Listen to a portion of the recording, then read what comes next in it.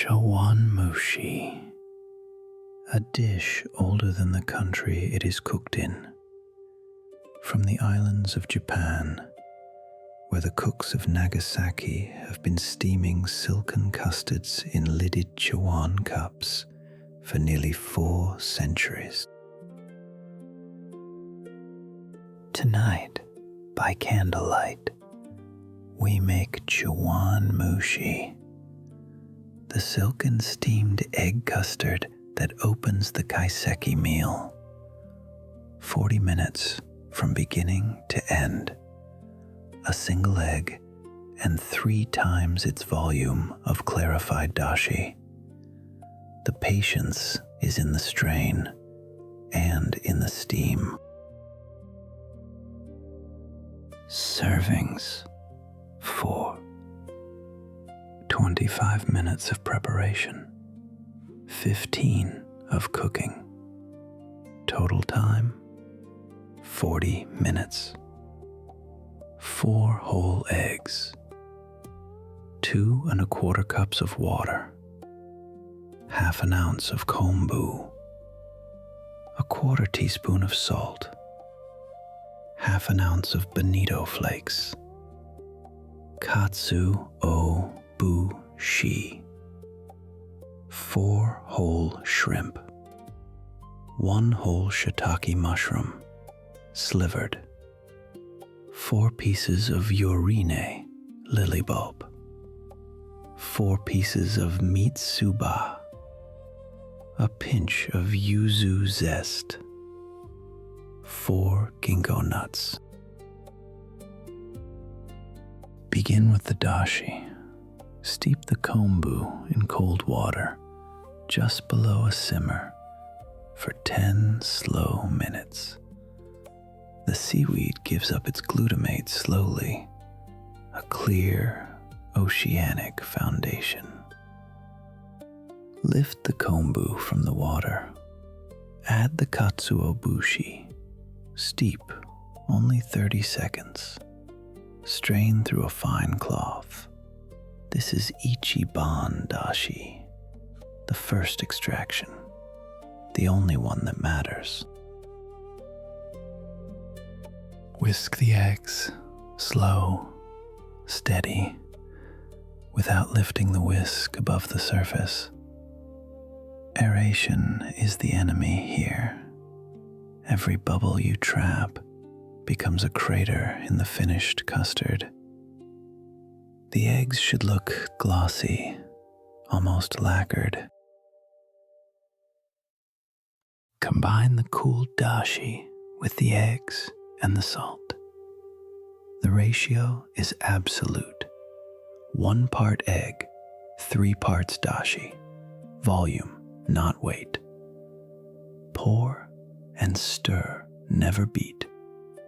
Pass the mixture through a chinois twice. Twice strained is the kaiseki standard. Twice strained is the difference between a custard that quivers and a custard that holds its shape with a stranger's hand. Into 4 lidded chawan cups, divide the shrimp, the slivered shiitake, the ginkgo nuts, and the lily bulb petals. Each cup a small still life. Pour the egg mixture gently. Skim the surface with a spoon or a torch to lift away any last microbubbles. The surface must look like glass. Cover the cups. Set them in a steamer over water held at exactly 185 degrees Fahrenheit, 85 Celsius. Never 100, never a full simmer. Steam for 15 minutes. The center should be just set, but still tremble when you tilt the cup. If you have no temperature-controlled steamer, leave the lid slightly ajar. The steam should escape, softly, a kettle's breath, not a kettle's whistle. Lift the lid. The surface should be pale gold, unbroken, barely set. Lay a single sprig of mitsuba on top, a bare sliver of yuzu zest. Replace the lid and carry the 4 small worlds to the table. History and cultural origins. Chawanmushi was born in Nagasaki in the late 1600s when Japan was closed to the world, and Nagasaki was the only port that could touch it. Dutch traders, Chinese cooks, Portuguese missionaries all left their marks on the city's table. The custard arrived through that single open door. The aromatics, though, are older than the port. Yuzu, the wild citron of East Asia, grown in Japan since the 7th century, used not for juice, but for its fragrance.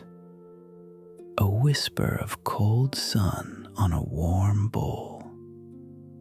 Mitsuba, Japanese wild parsley, gathered along damp forest streams long before farms were laid. And the ginkgo, a tree so ancient it predates the flowering plants. Its nuts, ripe only in autumn, are the reason chawanmushi was for centuries a dish of one season. Before the Edo period, there were no eggs in Japanese cuisine. Buddhism had forbidden them for nearly 1,000 years. Eating an egg was eating the unborn. But when the shoguns relaxed the prohibition in the 1600s, egg dishes flooded the cookbooks of Kyoto and Edo. The Portuguese had brought sponge cake, the Dutch had brought scrambled eggs, and Japan, in its own quiet way, folded these new things into its old ones. The custard cup, lidded, steamed, silent, is one of those quiet foldings. In Japan today, chawanmushi is not weekday food. It is served at New Year in the small lacquer cups of the osechi tray. It is served at weddings as the mushimono course in a formal kaiseki dinner. It is served at temple meals after a funeral, a dish meant to console. Always small, always covered, always a little secret you uncover at the table. And so the cups arrive at the table, still warm, still trembling. Lift the lid and let the steam find your face. Eat with a small spoon, never a fork. The shrimp at the bottom is a gift, not a centerpiece. The custard is meant to be tasted, not chewed.